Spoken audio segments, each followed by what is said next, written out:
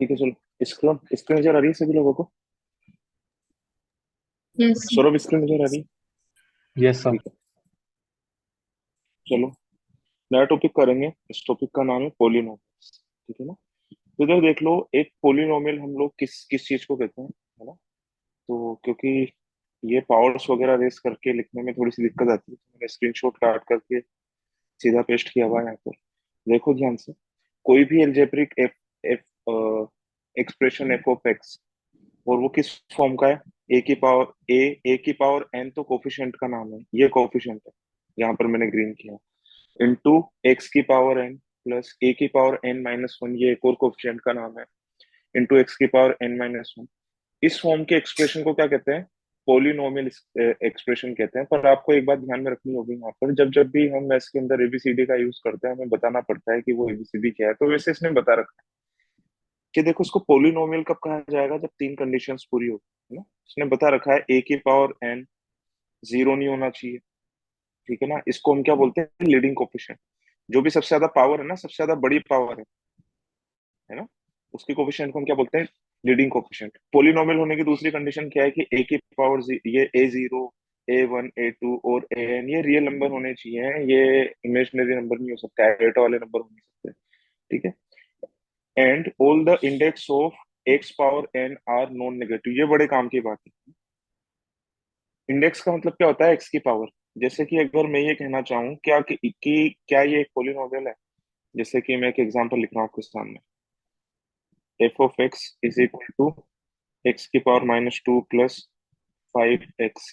तो इसका जवाब है, ये कह रहा है पोलिनोमियल जब होगा जब इसकी पावर जो होगी ना नेगेटिव नहीं होगी, या तो जीरो हो जाएगी या फिर पॉजिटिव ही रहेगी। ठीक है? दूसरी बात यह है, इसने बोल रखा है कि जो इसकी पावर जो है ना, ये होल नंबर होनी चाहिए। होल नंबर का मतलब जीरो प्लस एक्स की पावर वन, ये तो फिर भी पोलिनोमियल हुआ। पर ये पोलिनोमियल नहीं हुआ, एक्स की power point five. This is not polynomial. बात आ गई सभी लोगों को समझ में? ठीक है?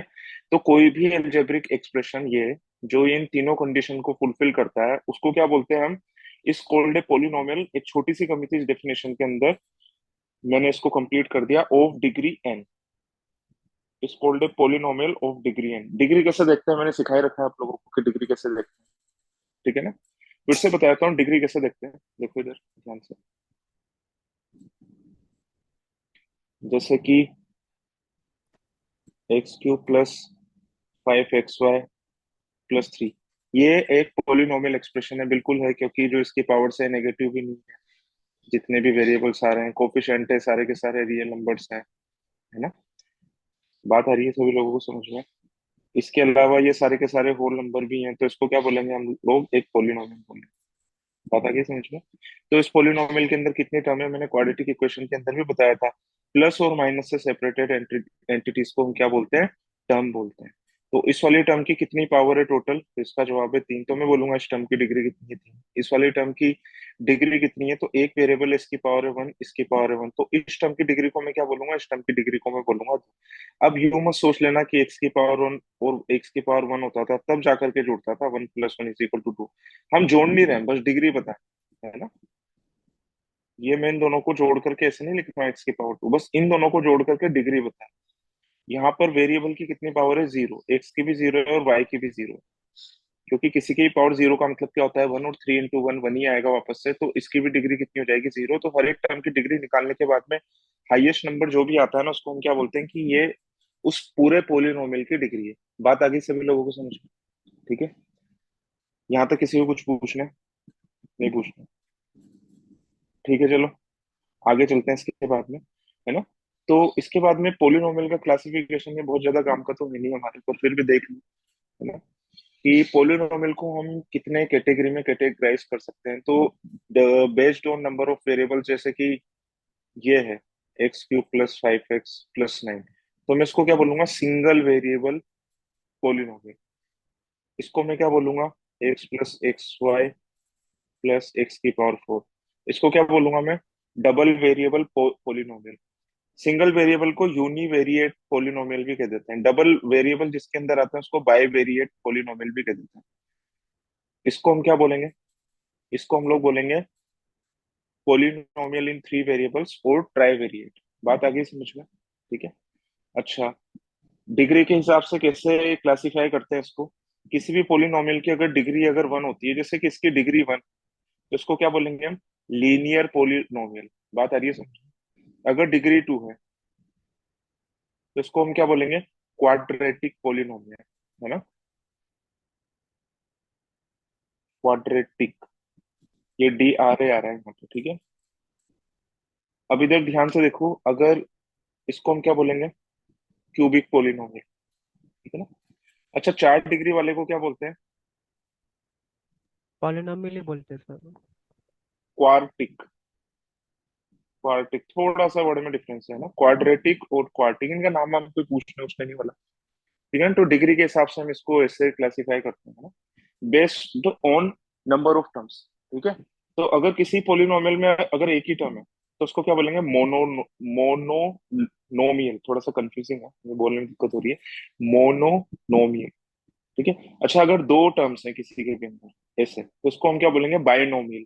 और आपने बाइन्यूमल थ्योरम करके पढ़ी होगी। और किसी पोलिनोमियल्स के अंदर अगर 3 टर्म्स हैं तो इसको हम क्या बोलेंगे? ट्राइनोमियल। ठीक है ना? ये सारे नाम ज्यादा काम के नहीं, वैसे बस मैंने बता दिया कि कभी भी अगर मैं बाइनोमियल पढ़ाऊँ आपको, है ना, जो कि हम थोड़ा सा पार्ट करेंगे बाइनोमियल थ्योरम का भी, वो भी कभी कभी क्वेश्चन सॉल्व करने में काम में आ जाता है, तो आपको पता रहे कि बाइनोमियल क्या होता है। एक ऐसा पोलिनोमियल जिसके अंदर दो टर्म्स होती है ना? अब आप कहोगे 4 5 6 7 8 9 10 आ गया, तो जनरली फिर ऐसे सबका अलग अलग नाम नहीं बोलते, सभी को फिर कंबाइंडली पोलिनोमियल ही नाम दे देते हैं। तो ये तो हो गया क्लासिफिकेशन ऑफ सर, पोलिनोमियल। ठीक है ना? हम्म। तो क्वार्टिक को बाय क्वाड्रेटिक भी बोल सकते हैं। हाँ हाँ हाँ, बोलते हैं बाई क्वाड्रेटिक भी बोलते हैं, क्वार्टिक को बाई क्वाड्रेटिक पोलिनोमियल भी बोलते हैं। ठीक है, बात आगे मैं सही बोल रहा हूँ। ठीक है। चलो, वैसे कोई पूछेगा नहीं पर फिर भी देख लो, वैसे है ना? हमारे जो सवाल आएंगे वो तो थोड़े से आगे आने वाले। अच्छा, तो कौन से एक्सप्रेशन है जो पोलिनोमियल नहीं होते? तो देखो, आपको देखने से पता चलेगा यार, हर एक चीज को तो पोलिनोमियल बोल ही रहे हैं। सही बात है, बहुत कम चीजें होती है इसको पोलिनोमियल नहीं बोल सकते।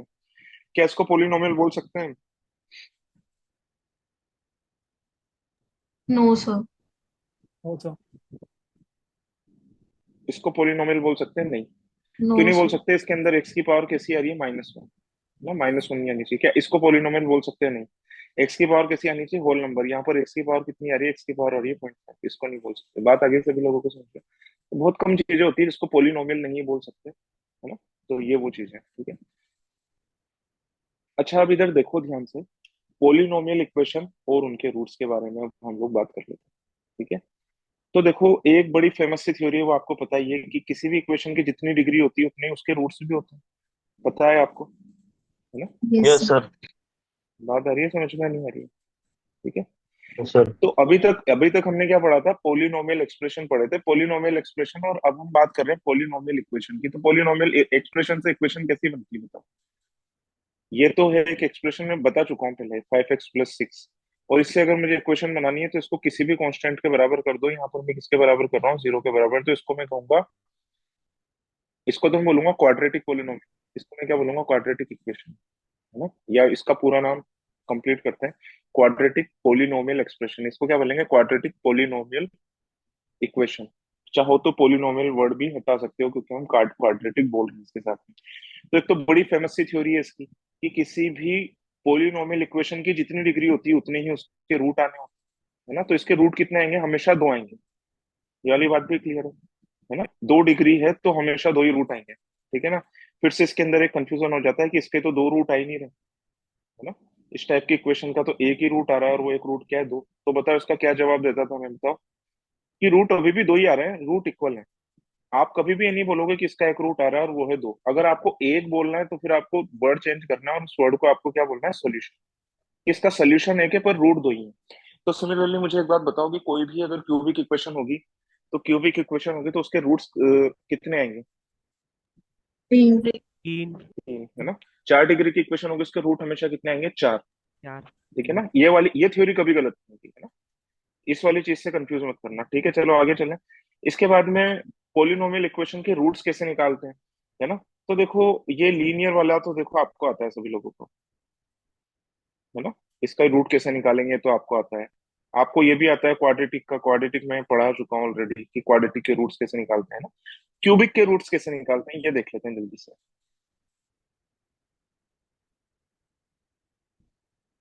ठीक है। तो रुको मैं क्यूबिक इक्वेशन लिख देता हूँ, है ना।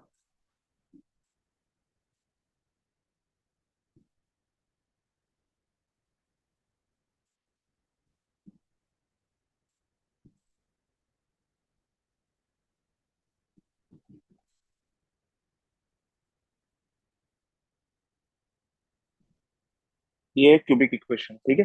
तो देखो मैंने आप लोगों को क्या बोला है पहले, कि दुनिया के सारे क्वाड्रेटिक इक्वेशन को हम सॉल्व कर सकते हैं, या तो हम उसका फैक्टराइजेशन कर सकते हैं। फैक्टराइजेशन नहीं होगा तो फिर हम क्या कर देंगे, बताओ क्या कर देंगे। फैक्टराइजेशन नहीं होगा तो Discriminant श्रीधराचार्य लगा, फॉर्मूला लगा formula. देंगे। डिस्क्रिमिनेंट फॉर्मूला लगा देंगे, ठीक है ना। पर क्या हम दुनिया की सारी क्यूबिक इक्वेशन को सॉल्व कर सकते हैं? तो इसका जवाब है नहीं। 4 डिग्री की तो और भी नहीं कर सकते, है ना। कुछ कुछ को कर सकते हैं, कुछ स्पेशल होती है। तो फिर ये सारी इक्वेशंस किसकी मदद से सॉल्व होती है? कंप्यूटर सॉफ्टवेयर, इन सब की मदद से सारी की सारी इक्वेशन सॉल्व होती है, ठीक है। अच्छा, क्या हम क्यूबिक कभी सॉल्व ही नहीं कर सकते? तो जवाब है नहीं, ऐसा भी नहीं है कभी सॉल्व नहीं कर सकते, कर सकते हैं। सबसे पहले हम क्या करते हैं कि इसका एक फैक्टर तुक्के से निकालते हैं। सबसे पहले इसका एक फैक्टर हम तुक्के से निकालते हैं। सबसे पहले हम तुक्का लगाते हैं, अगर वो तुक्के से अगर निकल जाता है तब तो फिर हम इसका फैक्टराइजेशन कर सकते हैं, है ना। अब इधर ध्यान से देखो मैं क्या बोल रहा हूँ। क्या मैं इसका फैक्टराइजेशन कर सकता हूँ? तो इसका जवाब है हाँ। फैक्टराइजेशन करने के बाद में इसका रूट निकल ही जाएगा। तो अभी सबसे पहले मैं इसके फैक्टराइजेशन की बात कर रहा हूँ, क्या इसका फैक्टराइजेशन आदमी कर सकता है या सॉफ्टवेयर से होगा? तो इसका जवाब है कर सकता है आदमी, ठीक है ना। पर वही वाली बात है कि इसके अंदर सबसे पहले मुझे तुक्का लगाना पड़ेगा, है ना। या फिर इस इक्वेशन का मुझे एक रूट ढूंढना पड़ेगा, है ना। तो देखो मैंने हिट एंड ट्रायल किया। मैंने क्या किया, एक्स की वैल्यू यहाँ से रखी 0। 0 रखने से क्या 0 इसका एक रूट है क्या? देखो सेटिस्फाई कर रहा है नो 0 इसको? No, sir. sir. नो नहीं नहीं सर। कर सर। रहा है। फिर मैंने एक्स की वैल्यू 1 रखी, क्या 1 इसको सेटिस्फाई कर रहा है क्या? देखो तो एक बार। Yes Yes, sir, sir. कर रहा है। Yes. यानी कि ये जो भी क्वाड्रेटिक इक्वेशन बनेगी, अगर मैं इसकी आइडेंटिटी लिखूं, याद आ रहा है कुछ क्वाड्रेटिक से कि किन 3 चीजों को मल्टीप्लाई करें? तो जब मैं इसको सोल्व करता रहूंगा ऐसे, चलो ऐसे देखो ये समझ में आ जाएगा। जब मैं इसको ऐसे ऐसे करके जब मैं इसको सोल्व करता रहूंगा, तो आपको नहीं लग रहा कि ये इसका फैक्टर है? तो एक बार तो x-1 आएगा, एक बार कुछ आएगा, एक बार कुछ आएगा। 3 रूट्स निकलेंगे, एक इससे निकलेगा, एक इसको 0 करने से निकलेगा, एक इसको 0 करने से निकलेगा। बात सही है? समझ में आ रही है सभी लोगों यस को? सर। Yes. है ना। Yes, sir. इसका क्या मतलब हुआ कि ये x-1 इसका एक फैक्टर बनेगा, है ना। x-1 इसका एक फैक्टर बनेगा, तो x-1 को मैं 3 बार लिख लूंगा। x-1, x-1 और x-1। हम इसका फैक्टराइजेशन क्यों कर पा रहे हैं? क्योंकि हमने एक इसका फैक्टर तुक्के से निकाल लिया, या एक रूट इसका तुक्के से निकाल लिया। अब इधर देखो मुझे क्या चाहिए, x3। तो x3 बनाने के लिए किससे मल्टीप्लाई करोगे आप? x² से। ये दोनों मिलकर के बन गए x3, ठीक है। Yes, ये sir. वाली टर्म मैच हो गई हमारी। अब इधर ध्यान से देखो, x3 तो मैच हो गया, पर एक इसमें एक अनवांटेड चीज भी है। ये वो अनवांटेड चीज कितनी है? -का x²। अब आप कहोगे अनवांटेड नहीं है, हमें x² भी चाहिए। पर कितना चाहिए हमें? 6 बार चाहिए। ये कितनी बार आ रहा है? माइनस का 1 बार। तो आप क्या करोगे, माइनस के 5x से मल्टीप्लाई कर दोगे यहाँ पर। माइनस के 5x से मल्टीप्लाई कर दोगे तो ये इसके साथ में मिलकर के कितना बना लेगा? -का 6x²। फिर से आप कहोगे कि इसके साथ में एक अनवांटेड चीज भी आ रही है।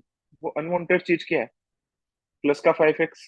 अब मैं आपसे कहूंगा कि 5x है, ये तो अनवांटेड है, तो आप कहोगे नहीं हमें x भी चाहिए था, पर x हमें कितना चाहिए था? +का 11x। तो पास तो यहाँ पर है, यहाँ पर क्या करोगे आप? 6 लगा दोगे। बात आ रही है समझ में? तो Yes, ये sir. मिलकर के इसके साथ में क्या बन जाएगा? 6x-6। पूरा बन गया है, पूरा बन रहा है, सारी की सारी टर्म्स मैच हो रही Yes, sir. Yes sir. है ना।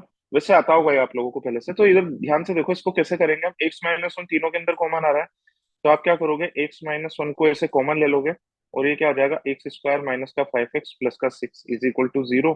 और ये क्वाड्रेटिक बन गई है। क्वाड्रेटिक बन गई तो इसका तो फिर आपको आता ही करना है। ये क्या हो जाएगा? x-2 और x-3 इज इक्वल टू 0। इसके रूट्स कैसे निकालोगे फिर आप? इसको तो बोलते हैं हम क्यूबिक का हमने फैक्टराइजेशन किया, है ना। फैक्टराइजेशन हम कब कर पाए? जब हमें एक फैक्टर इसका तुक्के से पता चला, तब हम बाकी के दो निकाल पाए। अगर एक पता नहीं चलेगा तो बाकी के दो भी आप नहीं निकाल सकते, ठीक है ना। तो इसके रूट्स क्या क्या हो जाएंगे? x-1 इक्वल टू 0 यानी कि x is equal to 1। x-2 is equal to 0 यानी कि x इज इक्वल टू 2। और x-3 इज इक्वल टू 0 यानी कि x इज इक्वल टू 3।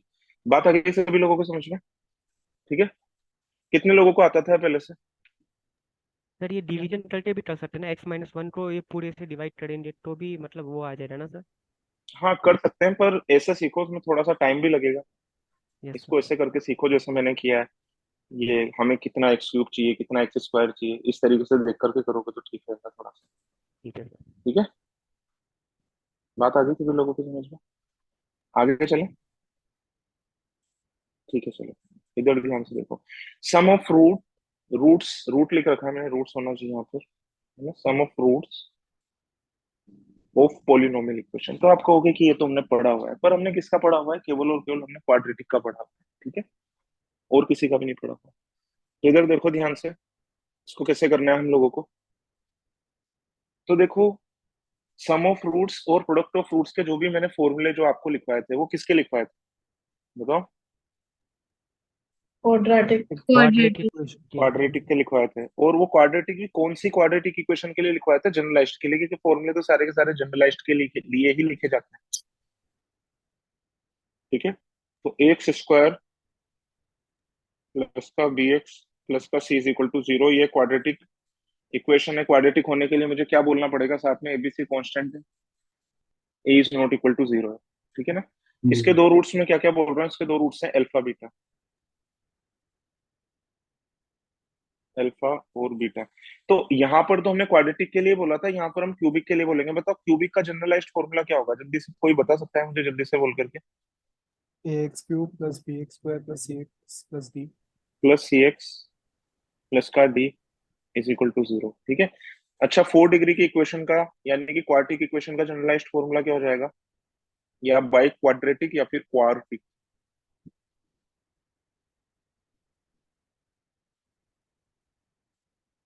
यहाँ पर एबीसीडी क्या है? चारों के चारों कांस्टेंट है। तो इसके जैसे मैंने दो दो रूट लिखे, तो इसके इसके कितने रूट आएंगे जल्दी बताओ? Sir, dx plus plus c. e होगा ना पीछे वाले में। क्या हो गया? सो हाँ, बाय क्वाड्रेटिक में dx plus e.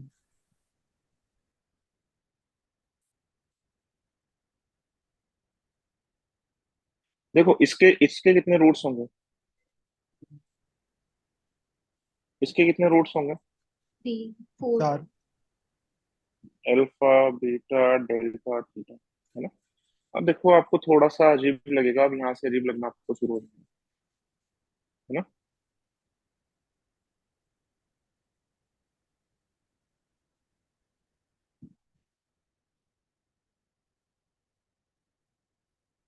मैं 4 कॉलम बना रहा हूँ। देखो, मैं थोड़ा सा ना अपनी बात को कहने का तरीका चेंज कर रहा हूँ, क्योंकि मुझे जनरलाइज्ड वे में बात कहनी है। एक जगह पर तो क्या आएगा? ये आएगा, है ना। इसको मैं क्या बोलूंगा? देखो ध्यान से देखना, sum of roots taken one root at a time.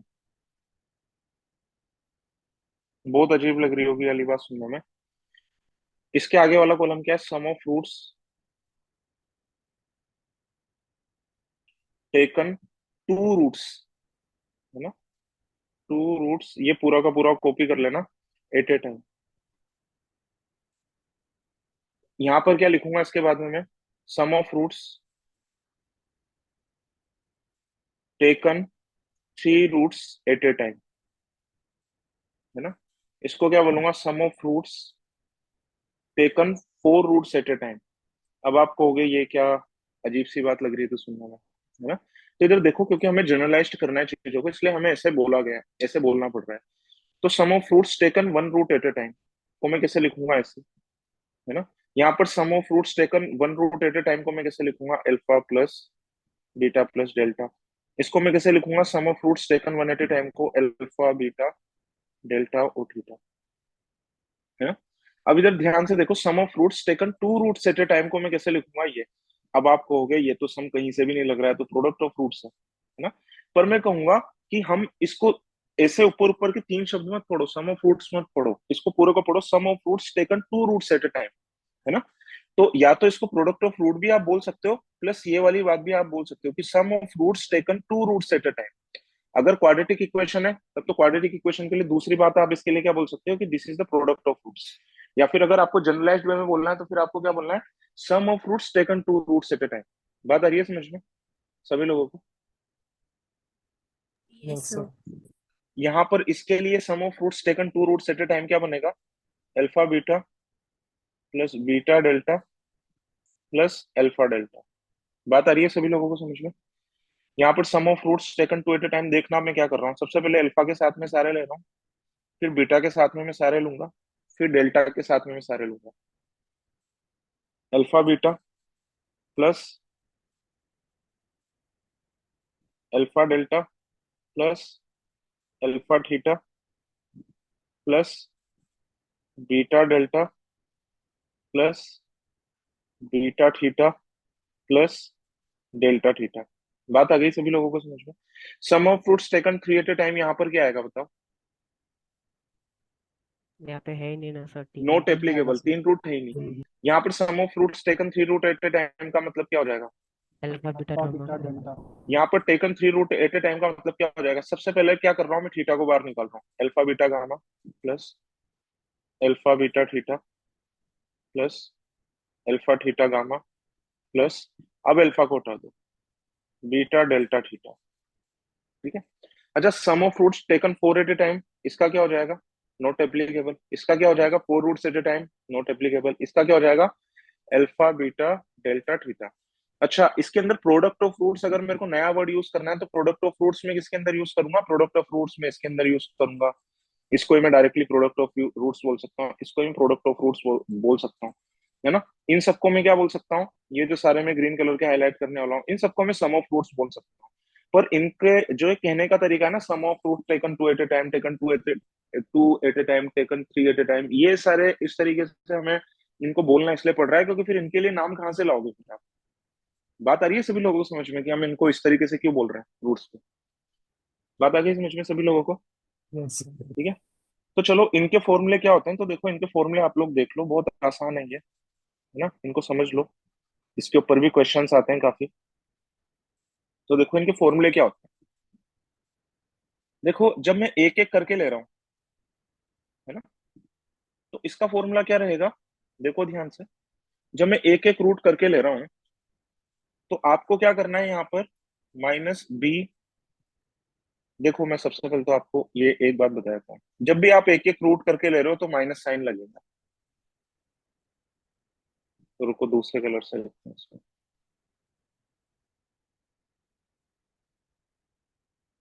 जब भी आप एक एक करके ले रहे हो तो क्या लगेगा? माइनस साइन लगेगा।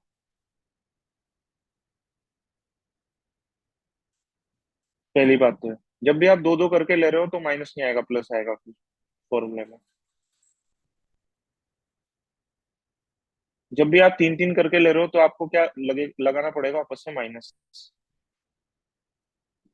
और जब भी आप चार चार करके ले रहे हो तो वापस से क्या लगेगा? प्लस। ये वाली बात समझ में आ गई सभी लोगों को? ठीक है।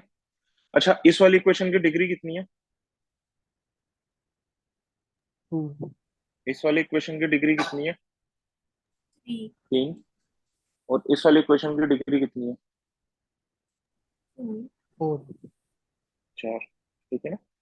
तो इधर ध्यान से देखो, मुझे कितने रूट्स लेने हैं एक बार में? एक, one root at a time. तो मैं डिग्री में से एक माइनस करूंगा, टू माइनस वन यानी कि वन। यानी कि मुझे किसका कोफिशिएंट देखना है? एक्स की पावर वन का कोफिशिएंट देखना है। एक्स की पावर वन का कोफिशिएंट बताओ क्या आ रहा है इसमें? B, B.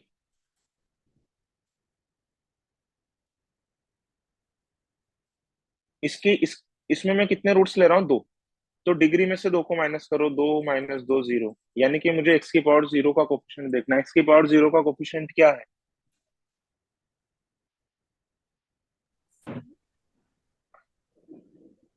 इधर देखो, इस सी को मैं ऐसे लिख सकता हूँ ना कि सी के अंदर एक्स की कितनी पावर है, तो आपको हो गया एक्स की पावर जीरो, ऐसे लिख सकता हूँ ना। तो एक्स की पावर जीरो का कोफिशिएंट सी तो है। बात आ गई सभी लोगों को समझ में? ठीक है। अच्छा, इधर ध्यान से देखो, इसके अंदर इसी थ्योरी से कि इसके अंदर बताओ मुझे किसका कोफिशिएंट देखना पड़ेगा, कितने लोग बता सकते हैं? तो इधर देखो ध्यान से, कितने रूट में एक बार में ले रहा हूँ? एक। डिग्री तीन। कितनी है इसकी, इस इक्वेशन की? तीन। तो तीन माइनस एक इज इक्वल टू कितना हो जाएगा? है दो, है ना? तो मुझे एक्स स्क्वायर का कोफिशिएंट लेना है यहाँ पर इसका फॉर्मूला बनाने के लिए, तो मैं क्या लूंगा अभी? ठीक है ना? आ गई बात समझ में? यहाँ पर मैं दो रूट एक साथ ले रहा हूँ, दो रूट एक साथ ले रहा हूँ तो मुझे कौन सी टर्म का देखना पड़ेगा, डिग्री -2। एक्स की पावर वन का कोफिशिएंट, एक्स की पावर वन का कोफिशिएंट कितना आएगा यहाँ पर, ठीक है। यहाँ पर मैं क्या ले रहा हूँ, तीन रूट एक साथ ले रहा हूँ, तो degree -3 root is equal to 0। तो यहाँ पर मुझे क्या करना पड़ेगा, एक्स की पावर 0 का कोफिशिएंट लेना पड़ेगा। तो एक्स की पावर 0 का कोफिशिएंट कितना हो जाएगा, बी। बात आ गई समझ में। यहाँ पर बताओ मैं किसका कोफिशिएंट लूंगा इस जगह पर, x⁻³ 3 ठीक है, तो ये -b ही आएगा। इसमें किसका कोफिशिएंट लूंगा मैं, जल्दी बोलो, एक्स 2 स्क्वायर का, स्क्वायर का। है ना। इसमें किसका कोफिशिएंट लूंगा मैं, एक्स का। और इसमें किसका कोफिशिएंट लूंगा मैं, एक्स की पावर 0 का, ठीक है ना। तो इधर ध्यान से देखो, ये तो साइन भी बता दिया मैंने और कौन सा कोफिशिएंट लेना है ये भी बता दिया। अब बस एक चीज है जो यूनिफॉर्मली आपको ध्यान रखनी है कि सभी के डिवाइड में क्या आएगा, divide by a, divide by a, divide by a, divide by a. ये हो गया इनका फॉर्मूला सभी का। अब आप कहोगे इस फॉर्मूले में तो कोई चेंज नहीं आया है, तो जवाब है इसका हाँ, कोई चेंज नहीं आया है, एक जैसा ही है। देखो सम ऑफ फ्रूट्स का सभी का फॉर्मूला वही है। बस इस फॉर्मूले को ऐसे ध्यान मत रखना कि एक्स का कोफिशिएंट और ये सब, ऐसे मत देखना। जितनी भी डिग्री की इक्वेशन हो उससे एक पीछे वाली डिग्री का कोफिशिएंट डिवाइडेड बाय उसकी हाईएस्ट डिग्री का कोफिशिएंट, इस तरीके से याद करोगे तो कोई कंफ्यूजन नहीं। कितने लोगों को ये फॉर्मूले समझ में आ गए ढंग से और वो बना भी सकते हैं इन फॉर्मूलों को वापस। हाथ उठाओ। Excuse me sir. हम्म, सर मुझे ये पूछना था कि ये जो अभी हमने किया है, मतलब जो टोटल डिग्री होती है प्लस हम्म। उसके रिलेशन में सर जो ये अल्फा बीटा के कॉम्बिनेशन थे वो माइनस करने होते हैं ना। इ- कितने हाँ, कितने में एक बार में लेना है, ये नंबर माइनस करना होगा। मम्मी कह रही थी टाइम लगेगा। कैसे?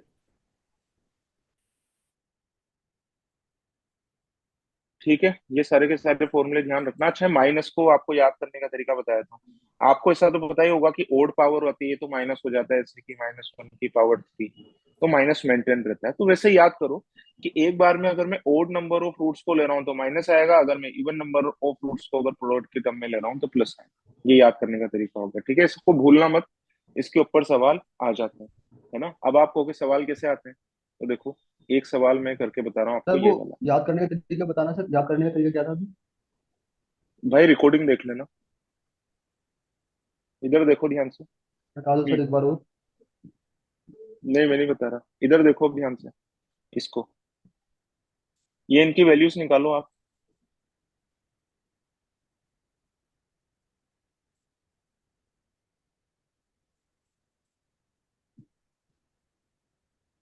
फॉर्मूले देखने हो तो इधर से देख लो, ये लिख रखे हैं मैंने, यहाँ से इसका स्क्रीनशॉट ले लो, ठीक है ना। और मैंने माइनस प्लस का बताया है आपको कि अगर ओड टर्म लेनी है, अगर आपको ओड टर्म लेनी है तो ओड में कैसा साइन आता है, माइनस। और इवन टर्म में कैसा साइन आता है, प्लस। ठीक है, इसका स्क्रीनशॉट ले लो, इसको यूज करके और वो वाला क्वेश्चन सॉल्व करो।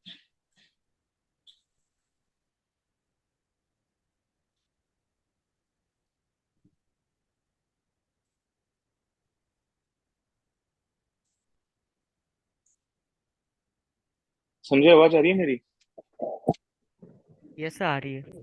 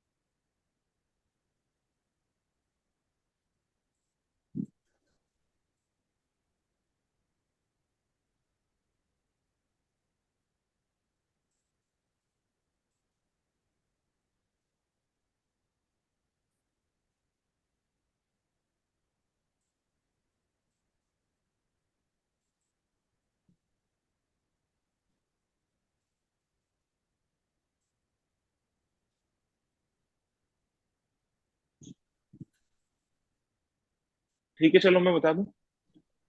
अच्छा देखो, इस वाले क्वेश्चन को तो देखो दो टाइप से कर सकते हैं ना। पहले तो देखो मेरा वाला तरीका देखो, मेथड 1। देखो इधर मेथड वन। तो देखो मेथड वन क्या है, सबसे पहले तो मैं क्या लिखूंगा, alpha plus beta plus gamma, है ना। तो सम ऑफ रूट्स में लिख सकता हूँ, इसका फॉर्मूला क्या होता है, माइनस बी बाय ए। फिर मैं क्या लिखूंगा, sum of roots taken two at a time, यानी कि दो दो करके रूट्स का सम लेना। इसका फॉर्मूला क्या हो जाएगा, सी बाय ए। और इसके बाद वाले का फॉर्मूला क्या हो जाएगा, अल्फा बीटा गामा का फॉर्मूला क्या हो जाएगा, माइनस का डी बाय ए, है ना। अब देखो एक गलती मत करना है इसके अंदर, कि ये क्या हो जाएगा, ए एक्स क्यूब, है ना। यहाँ पर आप गलती क्या करोगे कि इनके कोफिशिएंट को कंपेयर करने में आप गलती करोगे, बी एक्स स्क्वायर प्लस का सी एक्स प्लस का d is equal to zero. यहाँ से कंपेयर करके आप लिखो इन दोनों को साइड बाय साइड, तो हमें क्या पता चलता है, ए की वैल्यू कितनी है 1, बी की वैल्यू कितनी है माइनस का 6, सी की वैल्यू है 11, और डी की वैल्यू कितनी है -6, है ना। तो इधर ध्यान से देखो, इसकी वैल्यू कितनी हो जाएगी, जल्दी से बताओ, माइनस बी बाय ए की वैल्यू कितनी हो जाएगी, 6, 6, और सी बाय ए की वैल्यू कितनी हो जाएगी 11, 11। 11, और माइनस डी बाय ए की वैल्यू भी कितनी हो जाएगी 6, 6. ठीक है ना। अच्छा देखो, अब इधर देखो ये वाली चीजें बनती है, तो बनती कैसे है ना। जैसे कि इसके अंदर कुछ जो बेसिक फॉर्मूले होते हैं अलजेब्रा के अंदर, वो फॉर्मूले काम में आ जाएंगे। जैसे कि आपको पता होगा, alpha plus beta plus gamma का होल स्क्वायर, ये क्या होता है, alpha alpha square square, beta square, plus gamma square beta square plus gamma square plus plus 2 times 2 alpha beta plus alpha gamma plus gamma gamma alpha. Gamma gamma beta. तीन ही तो है। अच्छा चार होंगे, अगर ऐसा फॉर्मूला चार के लिए भी आप बना सकते हो, a plus b plus c plus d का whole square, a square b square c square d square plus 2 times दो दो के कॉम्बिनेशन करते जाओ, a b a c a d b c b d c d. बात आ गई समझ में सभी लोगों को, Yes. हाँ। ठीक है ना। तो आपको बहुत ही क्लियरली दिख रहा होगा कि इनमें से दो चीजों की वैल्यू मेरे पास में, किस किस की वैल्यू हमारे पास में, एक तो इसकी वैल्यू पास में, है ना, और एक किसकी वैल्यू पास में, इसकी वैल्यू पास में, निकाल लोगे ना, है ना। तो हाँ इसकी सर. वैल्यू कितनी आ जाएगी, यहाँ से इसकी वैल्यू आ जाएगी 6 का स्क्वायर यानी कि 36। ये क्या आ जाएगा, alpha square plus beta square plus का गामा स्क्वायर प्लस का 2 टाइम्स 6 आ जाएगा। तो ये उधर जाकर के कितना हो जाएगा, 24 हो जाएगा, alpha square plus beta square plus gamma square. सही सर लिखा है 11 गलत होगा. लिखा है, सर गलत 11। लिखा है, 11 होगा. 11 होगा। हम्म, तो 2 × 11, तो 2 × 11 आप इसमें से माइनस करोगे तो कितना हो जाएगा, ये 22 और 14, तो इसकी वैल्यू कितनी हो जाएगी, 14 हो जाएगी, ठीक है। बात आ गई सभी लोगों को समझ में। अच्छा दूसरी बात है, ये कैसे बनेगा, कितने लोगों को क्लिक कर गया कि ये कैसे बनेगा बताओ। देखो इधर, alpha beta plus beta gamma plus alpha gamma को अगर आप इससे डिवाइड कर दो, अल्फा बीटा और गामा से, और सेपरेट कर दोगे, तो ये क्या आएगा, पहली टर्म में तो 1 अपॉन गामा, अल्फा बीटा से अल्फा बीटा कट जाएगा, ठीक है। दूसरी वाली टर्म में बीटा गामा से बीटा गामा कट जाएगा, अल्फा बचेगा। तीसरी वाली टर्म में अल्फा और गामा कट जाएंगे, बीटा बचेगा, आ जाएगा ना जो हमें चाहिए, अगर हम सेपरेट करेंगे तो। इसका मतलब क्या है, हमें alpha beta gamma taken two at a time और all three at a time का मुझे रेशियो लेना है, तो ये कितना रहेगा, 11/6। बात आ गई सभी लोगों को समझ में, यस सर। Yes sir. ठीक है। अच्छा अब इधर देखो ध्यान से, इसके बाद में देखो, मैं कह रहा था ये तो मेरा मेथड वन है, इसको हम दूसरे तरीके से भी कर सकते हैं। दूसरा और आसान तरीका है इसका, बहुत आसान तरीका है, बाकी करना आपको ऐसे ही पड़ेगा मेथड। इस पर्टिकुलर क्वेश्चन को आप दूसरे तरीके से भी कर सकते हो। क्यों कर सकते हो, क्योंकि इसके रूट्स हमें पता है ना, क्या क्या रूट्स आते हैं। अभी अभी थोड़ी सी देर पहले हमने सॉल्व किया था, बताओ क्या क्या रूट्स आते हैं, ये वही तो इक्वेशन, देखो 1 वन 2 टू थ्री 3 रूट्स आते हैं इसके, 1 20। 2 3 रूट्स आते हैं इसके, है ना।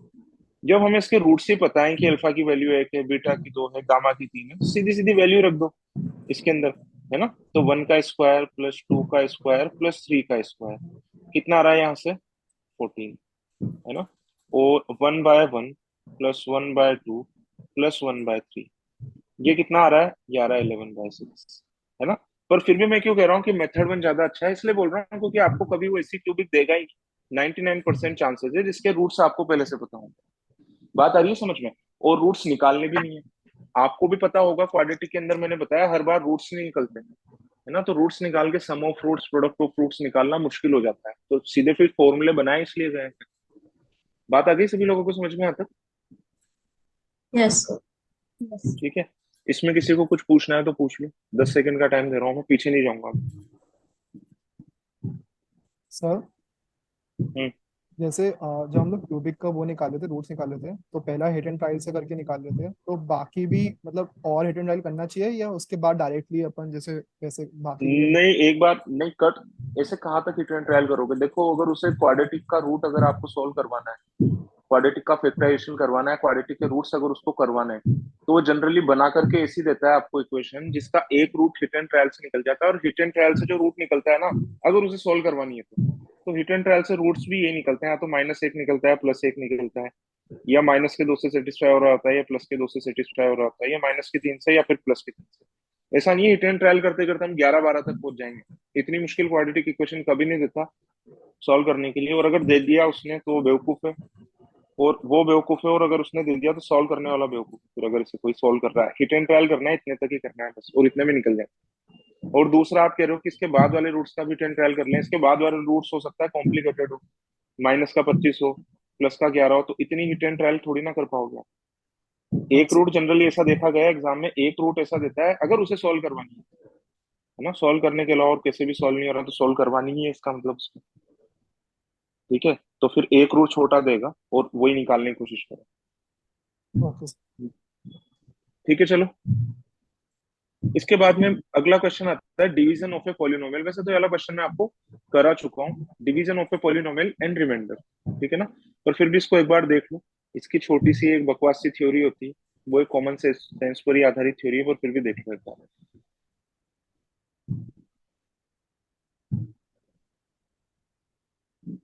x² प्लस का 6x प्लस का 8, इसको क्या बोलेंगे? एक्स, इसको क्या बोलते हैं हम लोग? डिवाइजर, इसको क्या बोलेंगे हम लोग? डिविडेंड, डिविडेंड, इधर जो आएगा उसको क्या बोलेंगे? क्वेश्चन, डिविडेंड, ठीक है चलो, डिवाइड करो इसको। सभी लोगों को आता है डिवाइड करना? Yes, sir. साइन चेंज हो जाएगा, कितना आ जाएगा बताओ?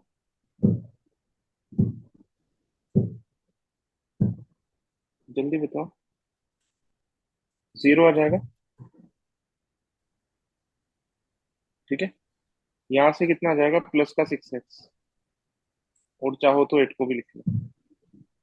अब क्या करना है मुझे? प्लस का 6 करना है। प्लस का 6 करोगे तो आप क्या आ जाएगा इससे? ये आएगा। साइन चेंज करोगे आप, ये हट जाएगा यहाँ से, और क्या बच जाएगा? 8। तो इसका रिमाइंडर क्या बचेगा? 8। कोशेंट क्या बचेगा इसका?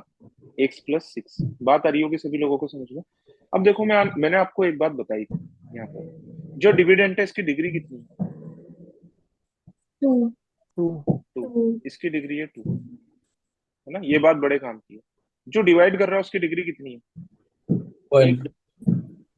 तो इसका रिमाइंडर कितना आएगा? इसका रिमाइंडर आएगा 0 डिग्री में, क्योंकि इसका रिमाइंडर 8x टाइप का तो हो ही नहीं सकता। अगर 8x टाइप का होगा तो फिर डिवाइड करने की कोशिश करेगा, नहीं करेगा? बताओ, यस। मेरी yes, बात कितने Yes. लोगों को समझ में आ रही है? तो इसका जो रिमाइंडर होगा ना, 1 डिग्री छोटा ही होगा। ये बात कितने लोगों को समझ में आ गई? जो इसका डिवाइजर है उससे 1 डिग्री छोटा ही होगा, उसके बराबर की डिग्री का नहीं हो सकता। बराबर की डिग्री का होगा तब तक तो डिवाइड ही करता रहेगा फिर से। बात आ रही है समझ में? नहीं आ रही है? Yes sir. सभी लोगों को बात समझ में आ रही है? ठीक yes, है, sir. अब इधर देखो ध्यान से, इसके बाद में देखो हमें करना क्या है। तो आपने एक चीज तो पढ़ी होगी कि dividend is equal to divisor into quotient plus remainder, ये चीज तो पढ़ी होगी। तो मैं इसको वापस ऐसे लिख सकता हूँ या नहीं लिख सकता? लिख सकता हूँ।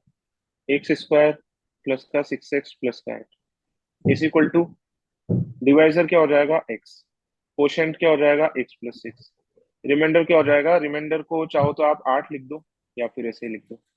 बात आ गई समझ में सभी लोगों को या फिर नहीं है? बात आ गई समझ में आता? आगे बताऊं? Yes Yes. अच्छा देखो, ये क्या है, इसको क्या कहते हैं? आइडेंटिटी बोल सकता हूँ मैं इसको या इक्वेशन ही बोलूंगा? आइडेंटिटी। आइडेंटिटी बोलूंगा, मैंने पहले भी करवाया था, आप लोग भूल जाते हो। ये तो आइडेंटिटी है ना वापस से, है ना? यस आइडेंटिटी और इक्वेशन में थोड़ा सा डिफरेंस होता है। डिफरेंस यही होता है कि इस चीज को हमेशा हमेशा for every value of x can be written as this. ये दोनों बराबर ही हैं, और बराबर है तो कोई छोटी क्लास का बच्चा ही बता देगा। x² + 6x और प्लस का 8 वही बन गया ना वापस से। तो ये क्या है? आइडेंटिटी। ठीक है ना?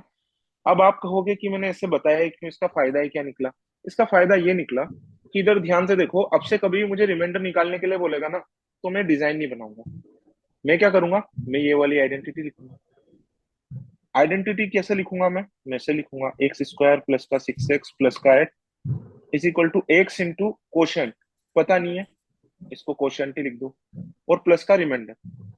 अच्छा, रिमाइंडर इसका कैसा आएगा? ये तो मुझे पता है कैसा आएगा, बताओ इसका remainder. x⁻0। Degree 0. X into quotient को क्यों बोल रहा हूँ? प्लस डिग्री जीरो का मतलब क्या होता है? कुछ कांस्टेंट नंबर, आर। आर लिख दूं मैं इसको? आर क्या है? यस कोई कांस्टेंट नंबर है ना? 2, 4, 6, 8, 5.5, 5.9, -20, -25 टाइप का कोई नंबर है। क्या ये आइडेंटिटी है? आइडेंटिटी क्या होता है कि जो एक्स की वैल्यू आप इधर से रख करके आंसर निकाल रहे हो, वही आंसर इधर से भी आएगा। आइडेंटिटी का मतलब तो होता ही यही है। तो इधर ध्यान से देखो, मैंने क्या किया, बहुत चालाकी से एक्स की वैल्यू क्या रखी है? 0 रखी है। 0 रखने का कारण है, बताओ क्या कारण है? 0 रखा तो ये वाली टर्म 0, ये वाली टर्म 0, ये वाली टर्म 8, ये इक्वली है एक तरीके से, ये वाली टर्म भी 0। और बताओ क्या रिमाइंडर नहीं निकल गया बहुत आराम से? Yes sir. यस तो रिमाइंडर की वैल्यू 8 ही निकल गई। अच्छा इधर ध्यान से देखो, कौन मुझे कारण बता सकता है कि मैंने एक्स की वैल्यू 0 ही क्यों रखी? मैंने क्यों नहीं 2 रख दी, क्यों नहीं 3 रख दी? कौन मुझे कारण बता सकता है? हाथ उठाओ।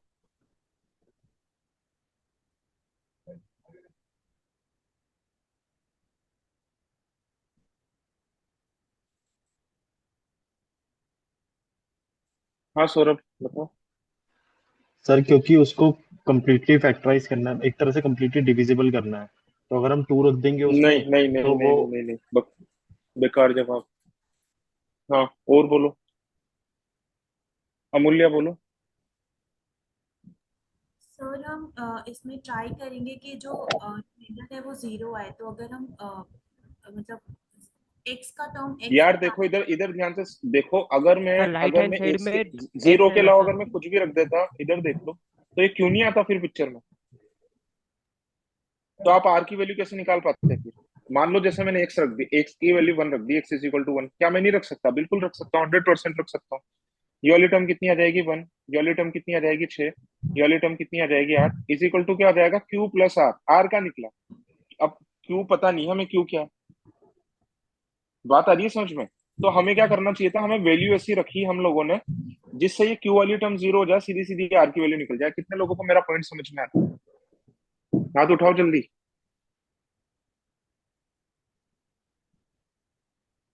तो आगे भी आपको एक्स की वैल्यू ऐसी रखनी है कि कोशेंट वाला टर्म 0 हो जाए। तो रिमाइंडर ऐसे जल्दी निकलेगा या फिर ऐसे जल्दी निकलेगा? जल्दी बताओ। ये स्कूल वाले डिजाइन से जल्दी, वैसे इस वाले सवाल में तो दोनों से जल्दी निकल रहा है, इससे भी निकल रहा है, इससे भी निकल रहा है, पर जनरली किससे जल्दी निकलेगा? इस डिजाइन से या इस डिजाइन से? दूसरे वाले से। नीचे वाले से। बात आ गई सभी लोगों को समझ में? ठीक है, एक बढ़िया क्वेश्चन करवाते हैं। ठीक है, चलो देखो ये वाला क्वेश्चन करो। ये वाला क्वेश्चन मैं आप लोगों को करके बताता हूँ। ये वाला भी अच्छा नहीं है यार, सवाल मजा नहीं है इसमें। ये वाला क्वेश्चन करते हैं, ये वाला, ठीक है? ये वाला सवाल करते हैं।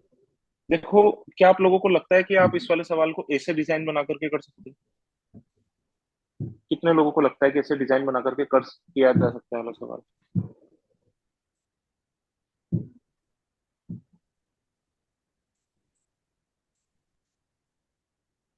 कितने लोगों को लगता है कि इससे डिजाइन बना करके किया जा सकता है, नहीं किया जा सकता है तो बहुत लंबा हो जाएगा नहीं हो जाएगा, बताओ हाँ ना में जवाब दो। Yes sir. Yes sir. Yes बहुत ज्यादा बड़ा हो जाएगा। तो इधर ध्यान से देखो, मैं क्या कर रहा हूँ, फिर से इसका रिमाइंडर ही लिख रहा हूँ। क्या मैं इसको ऐसे लिख सकता हूँ, एक्स की power 555 is identical to X square minus का 4x प्लस का 3 into some type of quotient plus का रिमाइंडर। अच्छा, कोई कितने लोगों को पता है कि इसका रिमाइंडर किस फॉर्म का है? कितने लोगों को पता है कि इसका रिमाइंडर किस फॉर्म का आएगा?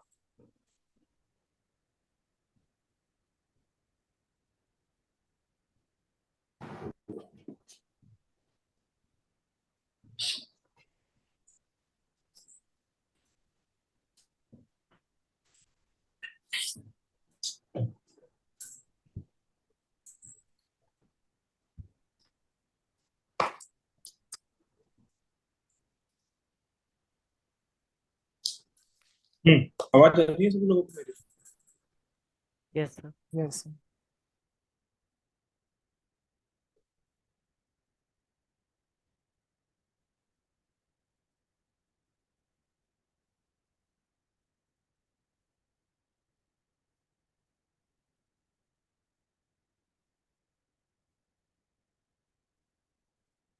हेलो। यस आ रही है सर आवाज। ठीक है, चलो। बीच में गायब हो गई थी आवाज। नहीं आ रही थी। चलो ठीक है, इधर देखो ध्यान से। ये आइडेंटिटी है ना। अच्छा, बहुत सारे लोगों ने बोला था कि हमें इसके रिमाइंडर का फॉर्मेट पता है। रिमाइंडर का फॉर्मेट कैसे पता चलता है? यहाँ से। ये कितने डिग्री का है बताओ? टू। 2 डिग्री का। तो इसका रिमाइंडर कौन सी डिग्री में आएगा? वन। वन। 8 डिग्री का। देखो, इसमें थोड़ा सा टेक्निकली गलती है। अगर कोई भी अगर आपको परेशान करना चाहे तो बोल देगा गलत जवाब इसके लिए। ठीक है ना। अच्छा, 1 डिग्री का जनरलाइज्ड फॉर्म बताओ। X a plus x plus b. X plus b. ठीक है ना। अच्छा, अगर कोई आदमी आपसे ये भी तो कह सकता है ना कि यार, अच्छा मैं आपसे पूछ रहा हूँ एक बात, उस बात का जवाब देना। क्या इसका रिमाइंडर 0 डिग्री में नहीं आ सकता क्या? केवल कांस्टेंट नहीं आ सकता क्या? हाँ ना में जवाब दो। Yes, sir. आ सकता है। आ हाँ यस सकता है सर। ना। तो Yeah. आप क्या कहोगे कि नहीं, भले कांस्टेंट आ जाएगा, एक्स आएगा ही नहीं फाइनल रिमाइंडर में, तो कोई बात नहीं, पर मानना तो हमें यही है। क्योंकि हम जब इसको सॉल्व करेंगे ना, अगर इसका रिमाइंडर कांस्टेंट आ रहा होगा तो ए की वैल्यू कैसी आ जाएगी निकल करके? बाद में 0 आ जाएगी। जीरो। अगर जीरो। कांस्टेंट आना होगा तो अपने आप ही आ जाएगी, पर जनरलाइज्ड फॉर्म में मैं इसको मानूंगा इसे। ठीक है ना। अगर मान लो यहाँ पर अगर मैं क्यूबिक से डिवाइड कर रहा होता तो रिमाइंडर किस फॉर्म का मानता मैं? A x square plus b x Bx plus x c. Square plus b x plus c, इस टाइप का मानता। ठीक है ना। अब वो कहेगा क्या इसका कांस्टेंट नहीं आ सकता? तो हम उसे कहेंगे देखो यार, जिस डिग्री से डिवाइड कर रहे हो ना, उससे छोटी डिग्री का रिमाइंडर आना चाहिए। 2, 1, 0 कुछ भी आ सकता है, पर मानना हमें जनरलाइज्ड ही पड़ेगा। वो सोल्व कर करके पता चलेगा कि एग्जैक्टली क्या आ रहा है। ठीक है ना।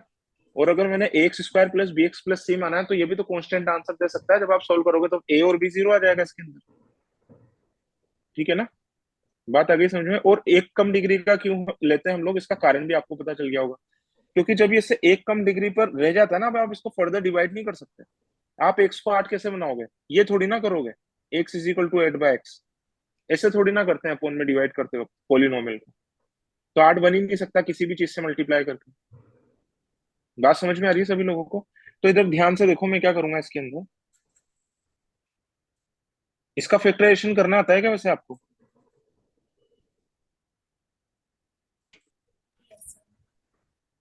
यस। बता दो क्या होगा इसका फैक्टराइजेशन। और ये क्या होगा? ये होगा एक्स प्लस बी। बात आ गई सभी लोगों को समझ में? इसका फैक्टराइजेशन बता दो क्या होगा। x-1 x-3। x-3। ठीक है। अच्छा, ये आइडेंटिटी हो गई ना। इधर x की वैल्यू रख करके चाहे आंसर निकालूं, चाहे इधर x की वैल्यू रख करके आंसर निकालूं, बात बराबर आएगी या नहीं आएगी बताओ? Yes sir. Yes sir. Identity कहते ही सही है कि बिल्कुल आइडेंटिकल है दोनों के दोनों एक्सप्रेशन। बताओ इसके अंदर मैं x की क्या वैल्यू रखूंगा? कितने लोगों को नजर आ रहा है कि x की वैल्यू मुझे क्या रखनी चाहिए? हाथ उठाओ जल्दी से।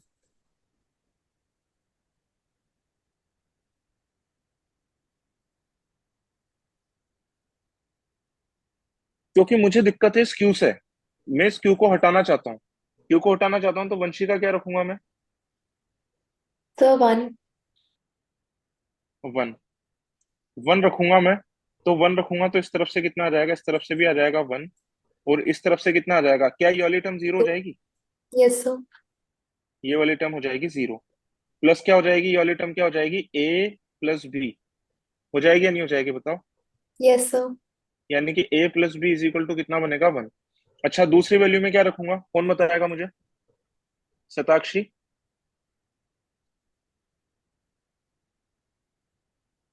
जल्दी बोलो यार, बोर मत करो, मत बोलो। सर तीन रखेंगे। -1 भी तो रख सकते हैं। -1 से जीरो होगा ये जीरो हो रहा है -1 से। -1 क्या जीरो हो रहा है या -2 आंसर आ रहा है इससे? Yes minus. X is equal to 1 रखा और एक्स इज इक्वल टू क्या रखा मैंने? 3। 3 रखा तो ये क्या है? 3 की power triple five is equal to ये वाली टर्म जीरो ही आ गई। और ये क्या आया? 3a+b। दूसरी इक्वेशन क्या आ गई इससे? 3a+b इज इक्वल टू 3 की पावर 555। अच्छा देखो, मैं एक चीज बताता हूँ। रिमाइंडर अगर इसने हमसे पूछा है रिमाइंडर निकालना है, तो हमें ए बी की वैल्यू चाहिए थी, ए और बी की वैल्यू चाहिए थी, यानी कि ए और बी की वैल्यू निकालने के लिए दो इक्वेशन होनी चाहिए, तो दो वैल्यू पुट करनी पड़ेगी और दो वैल्यू हमें मिल भी जाएगी अगर सवाल पूछा है। बात आ गई समझ में? कितने लोग ए और बी की वैल्यू निकाल सकते हैं बताओ, जल्दी से बताओ। जैसे ए की वैल्यू क्या ये नहीं आ जाएगी इससे? क्या ए की वैल्यू ये नहीं आ रही इससे? देखो, ए इज इक्वल टू 3 की पावर 555 -1/2। Yes sir. और बी की वैल्यू क्या आ रही है बताओ? 1 माइनस जल्दी 1 बोलो। माइनस ए। हम्म।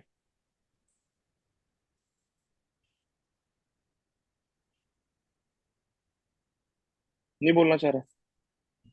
सर जो सर ए ऑप्शन आ रहा आंसर।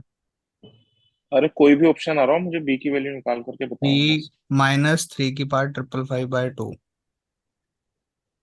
-3 की पावर 555/2 गलत थ्री बोल रहे हैं। थ्री माइनस 3 की पावर 555/2। /2।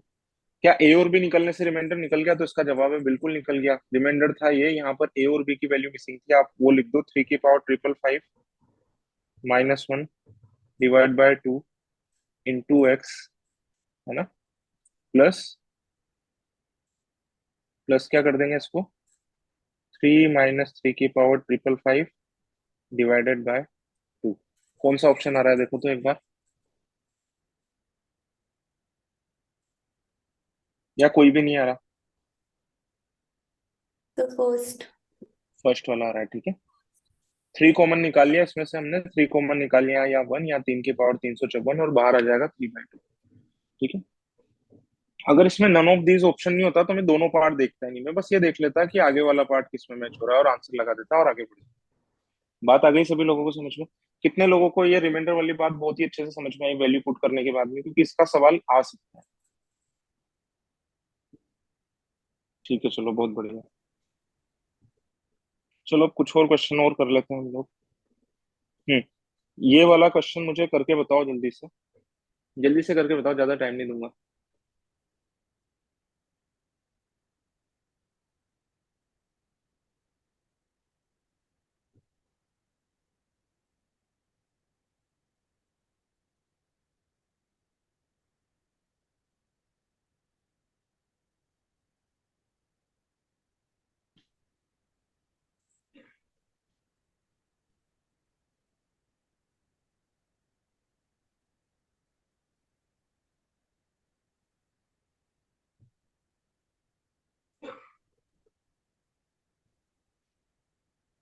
-10। देखते हैं, -10। यस। देखते हैं। अच्छा, तो इसको ऐसे लिख सकते नहीं लिख सकते वापस से? 7x² माइनस का 11x प्लस का a इज इक्वल टू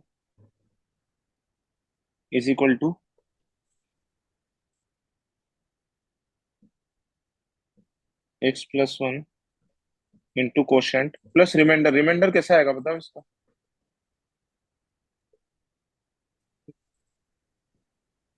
कौन सी? कांस्टेंट आएगा, और इसको आर ही मान लो, कांस्टेंट आएगा तो लीनियर आता तो एक्स प्लस बी मान लेते, क्वाड्रेटिक आता तो x square plus b x plus c मान लेते। बताओ एक्स की वैल्यू क्या रखेंगे इसके अंदर? आइडेंटिटी है।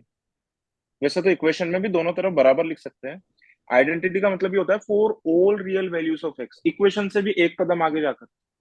इक्वेशंस तो बहुत सारी ऐसी होती है जिसमें दोनों तरफ आप सेम वैल्यू रख करके सेम आंसर नहीं ला सकते, एक तरफ अनडिफाइंड हो जाएगा, एक तरफ कुछ और हो जाएगा। हम्म। -1। -1 रखोगे, -1 रखोगे तो ये वाली टर्म कितनी आ जाएगी? 7। ये वाली टर्म आ जाएगी +11, और ये वाली टर्म आ जाएगी ए। रिमाइंडर कितना बता रखा है इसने? 8। 0 + 8 कितना आ रहा है की वैल्यू? -10, है ना? अब इससे कंफ्यूज मत होना, आइडेंटिटी होती है वो इक्वेशन तो होती है, प्लस कुछ एक्स्ट्रा बात और होती है, तो इसे इक्वली मानना, इससे कंफ्यूज मत हो जाए। बात आ गई सभी लोगों को समझ में? आसान सा सवाल था। क्या है सवाल पहले राउंड का है? हाथ उठाओ जितने जो लोग मानते हैं कि ये सवाल तो पहले राउंड का है। ठीक है, चलो बढ़िया। क्या ये वाला सवाल करने का मन है आपका? जल्दी बोलो। यस। यस। Yes sir. कर लो, एक बार कर लो यार, ये तो वैसे ही कर लूंगा मैं, बहुत आसान है तो।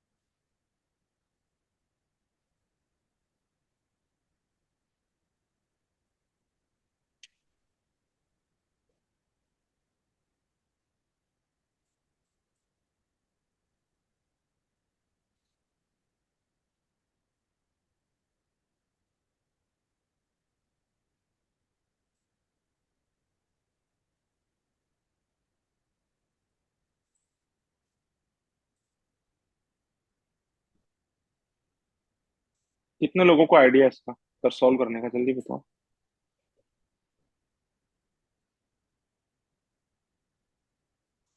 आपको नहीं लग रहा कि ये तो बहुत ही घटिया सवाल है? मतलब कोई नॉलेज वॉलेज की सर जरूरत है सी नहीं। आंसर है। सर सी आंसर है। सी आंसर है बिल्कुल। Yes, sir. देखो See. ये क्या है? इसका डिविडेंड है। तो डिविडेंड कब आ जाना चाहिए? ऐसे ही किया था क्या आप लोगों ने? Sir, multiply करके. Yes Yes. सर। Yes. +3 जोड़ने से ही आ जाना चाहिए, ठीक है ना? इसे देखो करोगे कैसे? कांस्टेंट टर्म कितनी आ रही है देखो, मैं इसे कैसे करूंगा? कांस्टेंट टर्म किस किस से आएगी? इन दोनों को मल्टीप्लाई करने से आएगी। तो इन दोनों को मल्टीप्लाई करने से कितना आ रहा है बताओ? 3। 3। और इधर Plus. भी और ये बार 3 आ रहा है, यानी कि +6 होना चाहिए। तो जिसके अंदर +6 नहीं है वो तो आंसर से बाहर निकाल दो। ये रेड वाला गया, ये रेड वाला गया, है ना? अब इन दोनों में डिफरेंस देखो, डिफरेंस किस चीज का है, इसके ऊपर फोकस करो केवल। एक्स वाले ये टर्म का। एक्स वाली टर्म का। -6 और प्लस। इधर से एक्स कैसे कैसे बनेगा? ध्यान से देखो, इधर से एक्स बनेगा 2x, और इसको मल्टीप्लाई करके ये दोनों मिलकर के कितने एक्स बना रहे हैं? -3। माइनस। और दूसरा एक्स कैसे बनेगा देखो, -3 और माइनस ये +2x वाला। ये दोनों मिलकर के कितना एक्स बना रहे हैं? -6। -6 माइनस -6 है। 6x। तो एक्स की टर्म कितनी आनी चाहिए? माइनस का एक्स। -8x। कितने लोगों ने ऐसे ही किया था? इसको हाथ उठाओ जल्दी से। क्या वाला सवाल भी राउंड 1 का सवाल है? Yes sir. Yes sir. Yes, sir. अच्छा एक चीज बताओ, क्या ये वाला सवाल, ये वाला जो किया था, क्या वाला सवाल राउंड 1 में किया जा सकता है? ये वाला ओपिनियन बनाना बहुत ज्यादा जरूरी है इस टाइम पर। Yes sir. यस ठीक है, ये वाला क्वेश्चन करो।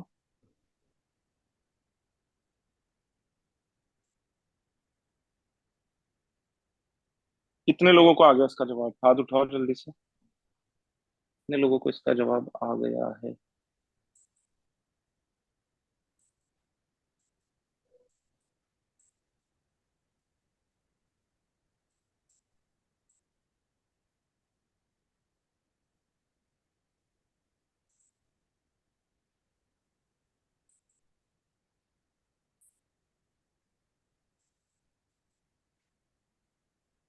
सर जीरो हम्म आंसर है इसका। हम्म और जीरो रिमाइंडर का मतलब क्या है?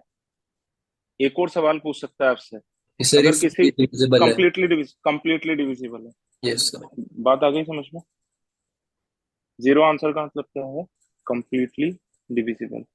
जीरो कैसे आएगा सभी लोगों को पता लगी क्या होगा ना? ये पूरा identity x plus one into quotient, remainder कैसा आएगा बताओ इसका? x is equal to -1 अरे रिमाइंडर क्या आएगा ये पूछ रहा हूँ मैं। Constant. Zero. constant constant. Constant आएगा आर। इसकी डिग्री कितनी है? वन। यानी कि रिमाइंडर होगा जीरो। वन से छोटी डिग्री का, वन से छोटी डिग्री का एक ही बचता है केस हमारे पास में, जीरो डिग्री का। जीरो डिग्री की चीज को हम क्या बोलते हैं? कांस्टेंट। तो इसके लिए हम क्या करेंगे? इसको जीरो करवाने के लिए क्या रखेंगे एक्स की वैल्यू? -1 minus minus -1। कर लोगे सभी लोग? -1 रखने से कितना आएगा? ये वाली चीज तो देगी आपको प्लस का एक। ये वाली चीज कितनी देगी आपको? माइनस का एक। ये वाली चीज कितना देगी आपको? प्लस का एक। प्लस और ये वाली चीज कितना देगी? यार जीरो तो आंसर गलत बोल रहे हो फिर। आ रहा है जिस सर जो सर। टू भी, आ रहा था सर। तो रिमाइंडर कितना आ जाएगा इसका? दो। अच्छा, आपको कितने लोगों को यहाँ पर यही बात जाननी जरूरी है कि हम इसको जीरो करने वाली वैल्यू ही क्यों रखते हैं? हम एक्स के लिए -1 ही क्यों रखते हैं? हम दो तीन चार पाँच छह क्यों नहीं रखते? ये बात सिखाने वाली है, बाकी पूरा आसान है। ये बात कितने लोगों को समझ में आ गई बहुत अच्छी तरीके से?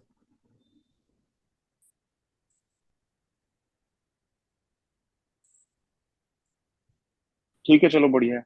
वैसे आप चाहो तो दो चार छह आठ भी रख सकते हो, पर फिर आपको क्यू भी पता होना चाहिए और ये बड़ा भी हो जाएगा। पर क्यू तो हम निकालेंगे नहीं, क्यू हमें पता ही नहीं होगा। अगर किसी सवाल में दे रखा हो क्यू, तो फिर कर सकते हो आप लोग। ठीक है चलो, ये वाला सवाल करने का मूड हो तो कर लो इसको एक बार।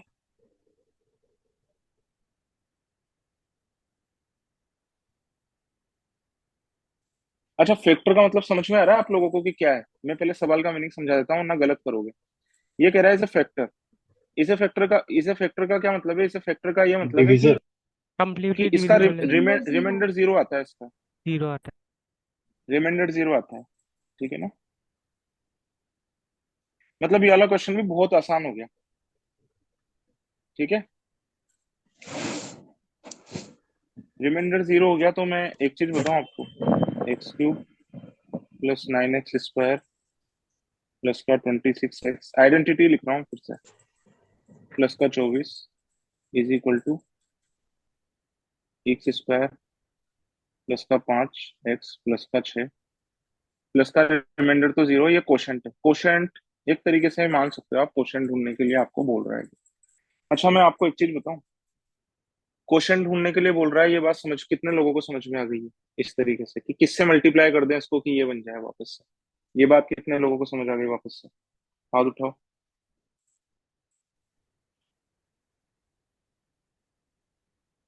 ठीक है, तो ये तो पहले वाले की तरह ही बन गया। एक्स क्यूब तो देखो चारों से ही बन रहा है ना? आप तो मेरे हिसाब से है ना, केवल कांस्टेंट टर्म देख लो। कांस्टेंट टर्म देख लो, केवल कांस्टेंट टर्म आपको कितनी चाहिए? कांस्टेंट टर्म चारों में अलग अलग है, कितनी चाहिए कांस्टेंट टर्म आपको? 24। है। 20। किससे आएगा 24 बताओ? 4 से। 2 प्लस के 4 से। कौन सा ऑप्शन हो जाएगा? बी बी वैसे देखो ये तो सवाल बनता ही नहीं है, क्योंकि हमें क्या चाहिए पूरे एक्सप्रेशन में। चलो ठीक है, ऐसे ही कर लो, उससे रहने दो, उसके अंदर गलती होगी। हमें क्या चाहिए? 24 चाहिए। 24 चाहिए तो यहाँ पर हमें क्या चाहिए? प्लस का 4 चाहिए। प्लस का 4 एक ही ऑप्शन है। 24 ऐसे ही तो बनेगा। बात आ गई समझ में? या नहीं आई? जिनको नहीं आई वो फिर चारों अलग अलग मल्टीप्लाई करके देखो। ठीक है, आगे चले। Yes sir. Yes sir. हम्म ये वाला क्वेश्चन करो। मतलब इधर ध्यान से देखो, इस क्वेश्चन को करने से पहले इधर देख लो कि 67 में क्या ऐड करूं कि ये 7 से डिविजिबल हो जाए। पहले इसका एक सिंपल फॉर्मेट का सेम सेम पैटर्न पर एक क्वेश्चन देख लो कि इसके अंदर क्या ऐड करूं कि ये इससे डिविजिबल हो जाए। बताओ। 3। 3 3। ठीक है ना? बात आ रही है समझ में, नहीं आ रही है? ठीक है, ये मैंने आपको इसका मीनिंग समझा दिया। वैसा ही सवाल है ये कि इसके अंदर क्या ऐड करें कि ये पूरा पूरा डिविजिबल हो जाए, है ना, यानी कि इसका रिमाइंडर 0 आ जाए। सर मिनिमम ही लेना है। हाँ, ओके सर। इसमें तो इससे भी एक ही आंसर आएगा। इस वाले को करके बताओ आप लोग मुझे, कितने हैं और बहुत सारे हैं।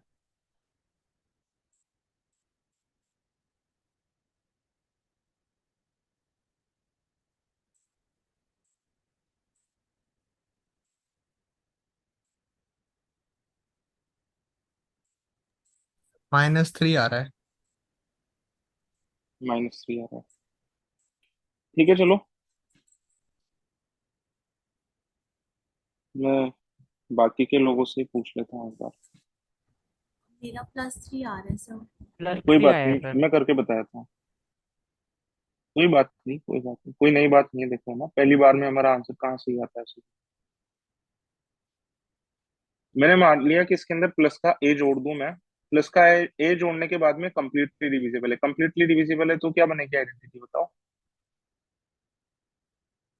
X minus quotient plus remainder क्या लिखूं? जीरो। कंप्लीटली डिविजिबल हो जाएगा तो जीरो। 0। बताओ, ए की वैल्यू निकालने के लिए एक्स की वैल्यू क्या रखी जाए? -1। -1 सॉरी, नहीं रखी जाएगी वन वन भाई। One one one one one one one one. One. गलत तुम्हारी बोल दिया बुद्धि सर। कहाँ चली जाती है? सर लिखा सही है, बोला गलत था। 2 + 4 -7 प्लस का 4 प्लस का ए, आइडेंटिटी 0 + 0। देखो कितना आ रहा है इससे। गलत कर लिया ना अमन? सर मैंने ही तो -3 बोला था। अच्छा, ठीक है चलो, कोई बात नहीं। समझ आ गया सभी लोगों को? देखो, इस सवाल को ना आइडेंटिटी से शुरू करना है, ऐसे रटना मत कि इसको 0 कर दो, ये वैल्यू रख दो। पहले बताओ, पहले कितने लोगों ने वाली बात डायरेक्टली रटी हुई थी कि इसको 0 करके वैल्यू रख दो? कितने लोगों ने डायरेक्टली रटी हुई थी, पर उनको ये समझ नहीं आता था कि ऐसा क्यों करना है? हाथ उठाओ।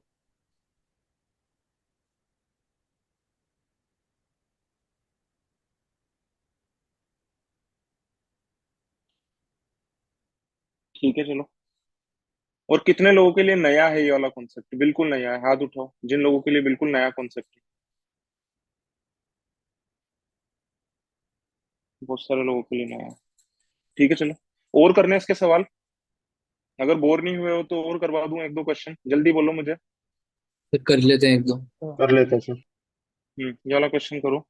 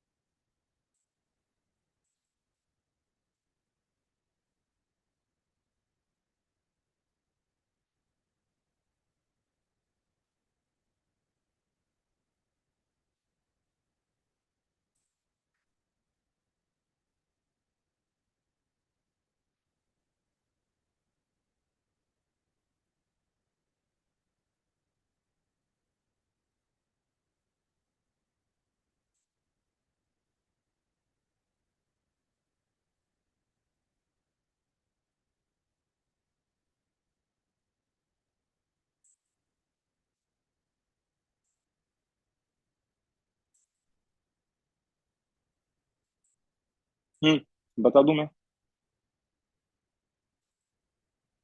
Sir C option.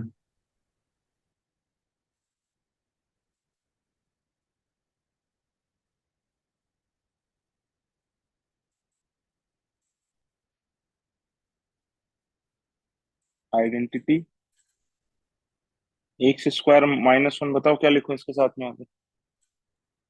Q plus plus zero. Zero. ठीक है ना? बताओ क्या क्या रखूं मैं? एक्स की मेरे वैल्यू को ये क्यू मतलब वाली एक्स टर्म को की जीरो माइनस करवानी है। जीरो दो तरीके से हो रही है, एक तो एक्स की वैल्यू वन रख दूंगा, एक्स की वैल्यू वन रख दूंगा तो क्या आ जाएगा यहाँ से?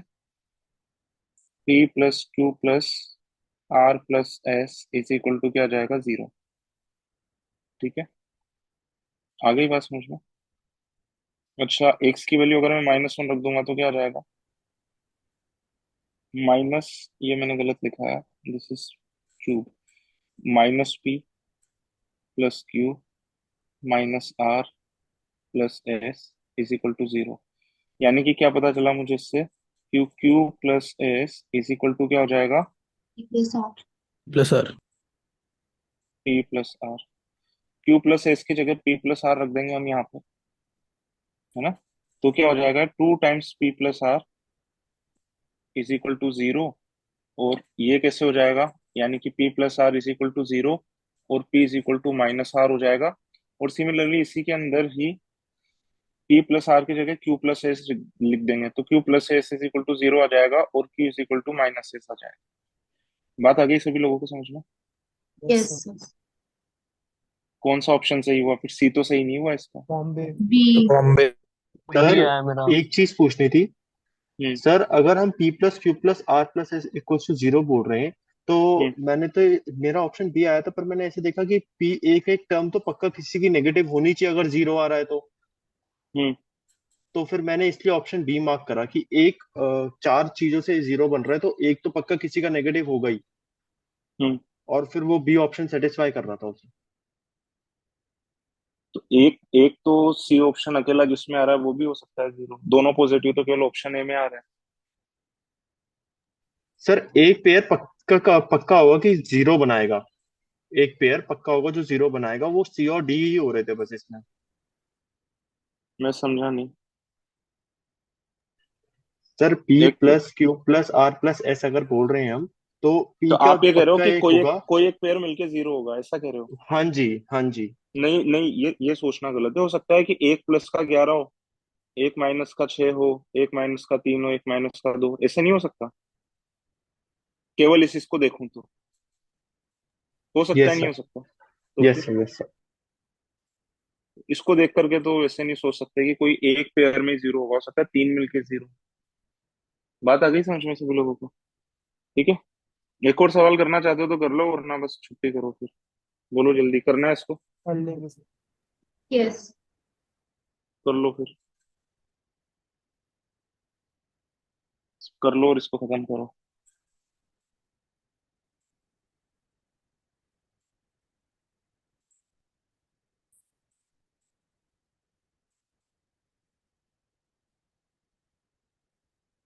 आइडेंटिटी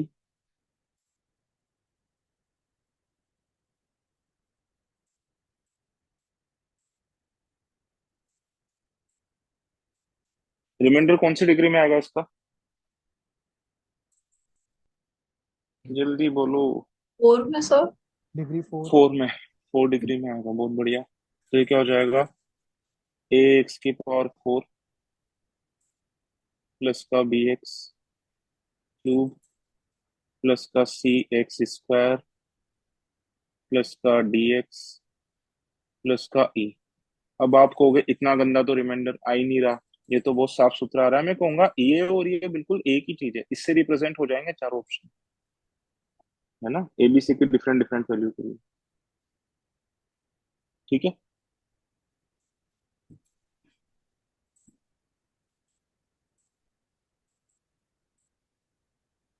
मैंने थोड़ी सी गलती कर रखी है इस आइडेंटिटी को लिखने में, बताओ क्या कर रखी है? कौन बताएगा मुझे गलती? क्वोशंट नहीं लिखा, क्यू। क्वोशिएंट नहीं लिखना ना? क्यों? आप इस सवाल को हमेशा क्वोशिएंट से शुरू करना, इससे कभी गलत नहीं होगा, है ना? वो रटना मत जैसे रटवा देते हैं बहुत सारे जगह पर कि इसको जीरो के बराबर रख दो, ये ऐसे हो जाएगा वैसे हो जाएगा। ठीक है ना?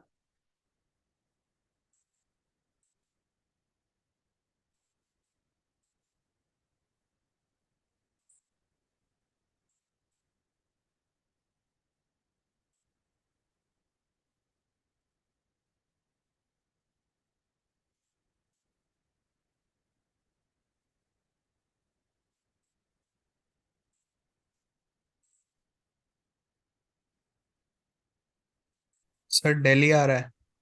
Sir d. D for Delhi या फिर b for Bombay? Sir Delhi. Sir Delhi आ रहा है। ठीक है चलो, देखो इसको मैं करूंगा कैसे, ध्यान से देख लो, है ना। एक्स की वैल्यू बताओ, मैं क्या क्या रख सकता हूँ यहाँ पर इसको जीरो करवाने के लिए? 1 या -1। नहीं, और भी रख सकते हैं, जीरो भी तो रख जीरो सकते हैं। नहीं रख सकते।